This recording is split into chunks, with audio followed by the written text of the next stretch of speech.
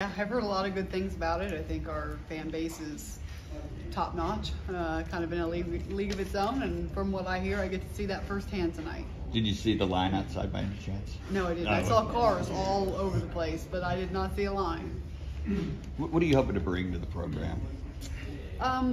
You just try to take it piece by piece. And I want to be the hardest working team, hardest playing team in the country.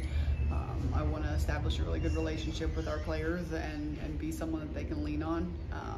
I think it's a program that has a lot of tradition and a lot of big shoes to fill, but you got to stay true to who you are and how you've gotten here.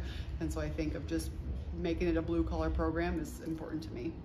Coach, you talked a little bit about, sort of the big shoes that you're filling when you're coach of Lady Vols. Can you talk a little bit about how you feel, what you feel the importance is of being able to come out here, beat the fans, get out to cities, and sort of kind of sell your program, sell what your vision is for the program? I think it's incredibly important. We're doing visits day in and day out, but it's important to kind of step away because without the fans, there really is no Tennessee, and they're a big part of our sell, and the fan base and the brand and all of that, and playing in front of a packed arena is something that we tell every player we talk to. So without them, there is no us.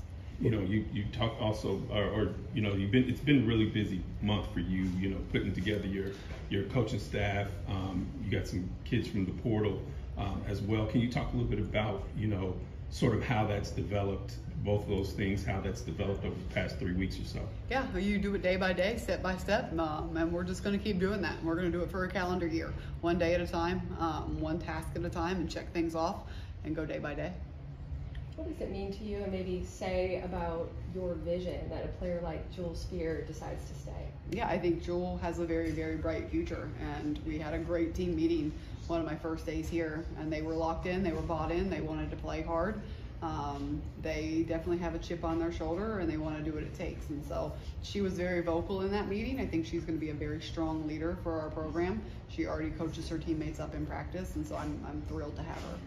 How in your eyes does your championship experience from Division II transfer, of course, not only to D1 where you have some experience, but the SEC and the heights that the Lady Vols want to reach? Yeah, I think the SEC is definitely an unreal platform for us. It's something that I obviously don't have a lot of experience with, but I do know how to coach 18 to 22-year-olds, and so that I can do. They're just a lot taller at this level.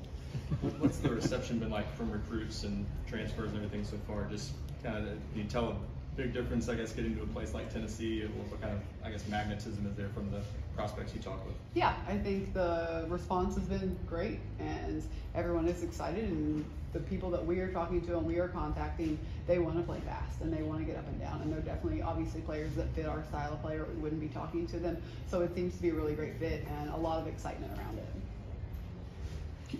Can you also talk a little bit about the response you've gotten from fans? I mean, I'm guessing this is your first extensive period to kind of get out and see them, but what have you sort of heard from fans that have been big supporters of the program for so long? Yeah, I think the fan base again is here. It's a huge reason why this job is a phenomenal job to have, and I'm excited to go out there and I'm excited to see everyone. But just being out and about in Knoxville, you definitely tell that the fan base is diehard. How much of a help is, the NCAA allows you guys to be pretty hands-on with your players all summer long.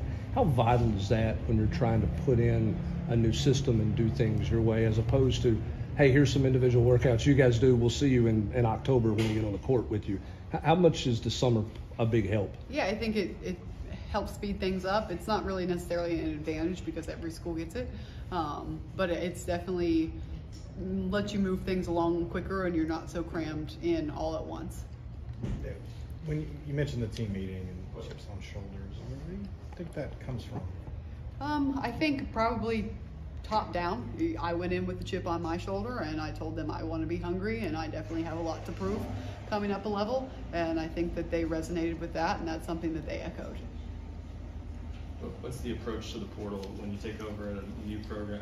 Is the temptation, you have to kind of hold yourself back from going after so many different players, trying to build your own roster, or how much do you worry about blending that with what you inherited, obviously? Yeah, I think we inherited a lot. I love what we inherited.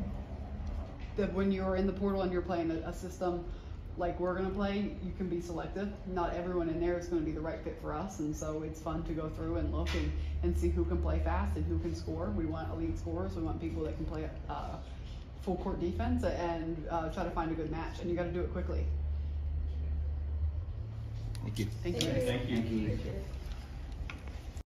Say goodbye to old costly cable TV once and for all. This revolutionary invention gives you access. This is the reason why I've canceled my doorbell camera subscription. This brand new